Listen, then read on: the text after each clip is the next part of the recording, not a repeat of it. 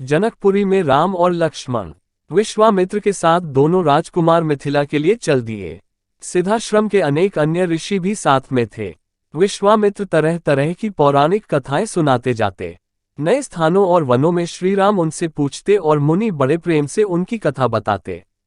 सोन नदी को पाकर वे सब एक बड़े सुंदर प्रदेश में पहुंचे। वहां बड़े सुहावन वन थे। श्रीराम ने उस देश के बारे में मुनि से पूछा। विश्वामित्र ने बताया कि यह मेरा ही देश है। बहुत पहले मैं यहाँ का राजा था। इसी प्रसंग में उन्होंने अपनी वंशावली भी राम लक्ष्मण को बताई। रात को विश्राम के वे फिर आगे बढ़े। विश्वामित्र ने गंगा की उत्पत्ति, पार्वती की कथा और स्वामी कार्तिक के जन्म की कहानी राम लक्ष्मण को मार्ग में सुनाई।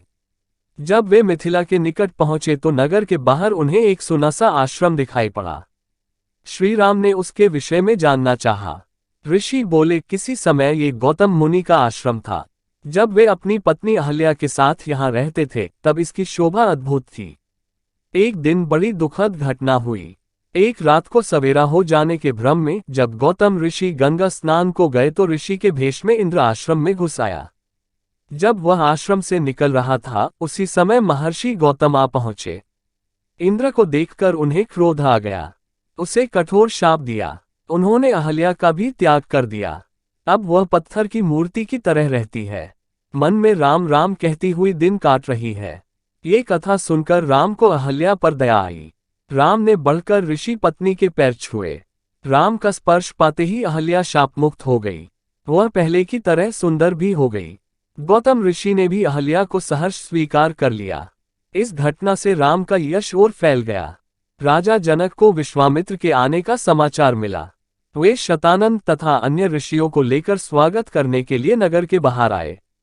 आते ही उन्होंने मुनि को अंदर के साथ प्रणाम किया और कुशल समाचार पूछा।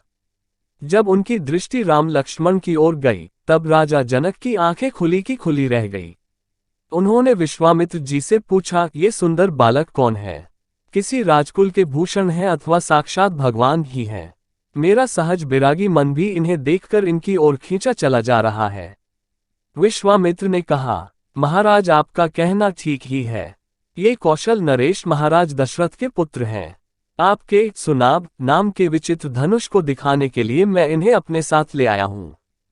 पुत्री सीता के विवाह के संबंध में जो आपने प्रण किया है उसे मैं सुन चुका हूँ। राजा जनक ने मुनि की स्तुति की और यज्ञशाला के निकट ही एक रमणीक उद्यान में मुनि और राम लक्ष्मण के ठहरने का प्रबंध कर दिया।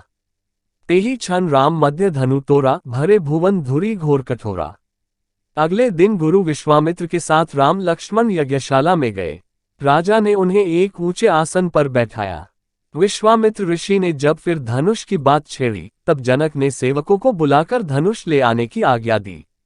ये धनुष लोहे के 8 पहियों वाले एक बड़े संद्रिक में रखा था।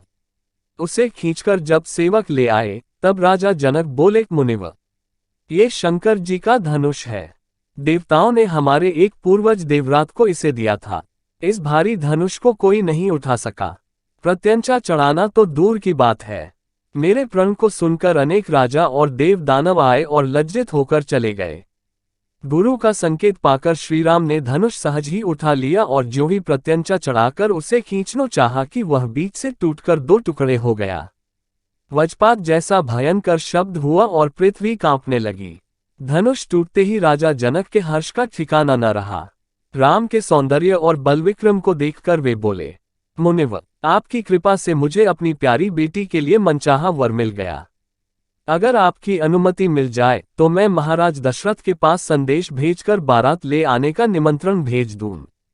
विश्वामित्र बोले, अब क्या पूछना? शुभ कार्य में देर क्यों की जाए? राजा जनक ने अपने चतुर मंत्रियों को शीघ्रगामी रथ द्वारा अयोध्या जाने की आज्ञा दी।